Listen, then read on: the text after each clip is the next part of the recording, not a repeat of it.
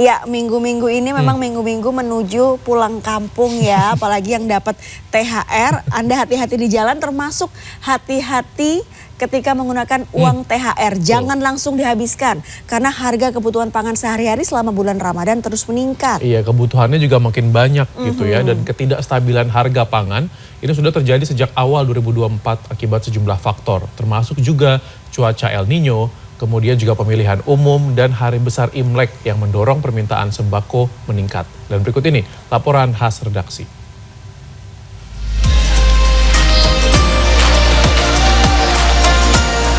Sekitar 1 minggu sebelum Hari Raya Lebaran, sejumlah harga pangan terpantau masih tinggi. Berdasarkan panel harga Badan Pengawas Pangan, komoditas gula pasir dan daging sapi murni kompak naik. Sejumlah pembeli mengeluhkan harga pangan yang tinggi selama bulan puasa.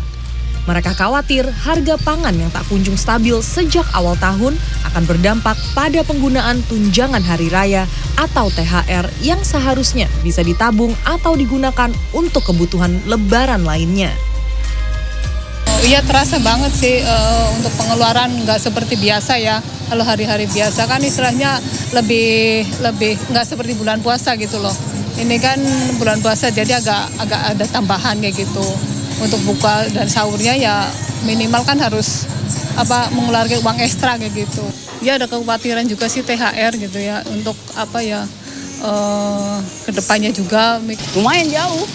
Yang biasanya kita beli 10.000 bisa untuk berapa hari, kadang-kadang cuma 2 hari udah habis gitu kan. Khawatir THR kepake untuk biaya kehidupan sehari-hari. Harganya pada naik semua, kalau bisa diturunin. Beras kayak semacam beras, gula, cabai, bawang itu berasa banget.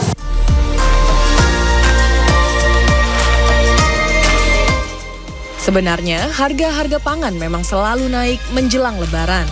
Namun, ketidakstabilan harga pangan sudah terjadi sejak awal 2024 akibat sejumlah faktor, termasuk pola cuaca El Nino, hingga pemilihan umum dan hari besar Imlek yang mendorong permintaan bahan pokok sembako sehingga berdampak pada suplai. Tak hanya para pembeli, biaya bahan pokok yang fluktuatif ini juga berdampak pada daya jual pedagang di pasar tradisional. Ya terasa banget. Ya gitu tadi, lakunya jadi kurang. Kan ini ayam juga ikut naik, mau nggak mau ikut yang lain sama naiknya. Kira-kira aja ya kurang 30% lah. Umpamanya tadinya 100 paling sekarang 60, 70. Tambah sepi. Pasarnya tambah sepi. Tingginya harga pangan ini membuat Institute for Development of Economic and Finance, INDEF, memperingatkan masyarakat untuk mengatur pengeluaran THR dengan baik. Lebaran kali ini tuh saya bilang agak lain ya, karena dari awal tahun itu masyarakat itu sudah berhadapan-hadapan dengan kenaikan harga-harga kebutuhan pokok yang ini ya cukup tinggi gitu kalau dibandingkan dengan tren-tren Lebaran sebelumnya begitu. Sehingga ketika mereka terima THR pun begitu itu tidak cukup untuk mengcover dari kenaikan harga yang terjadi gitu. Akibatnya ya tentu pola konsumsi mereka yang harus mereka kendalikan kan gitu. Eko juga memperkirakan jumlah pemudik yang meningkat tahun ini tidak terlalu berdampak pada pertumbuhan ekonomi Indonesia akibat daya beli masyarakat yang rendah akibat lonjakan harga pangan. Karma Mursalim, Lastonga Pebro, Jakarta.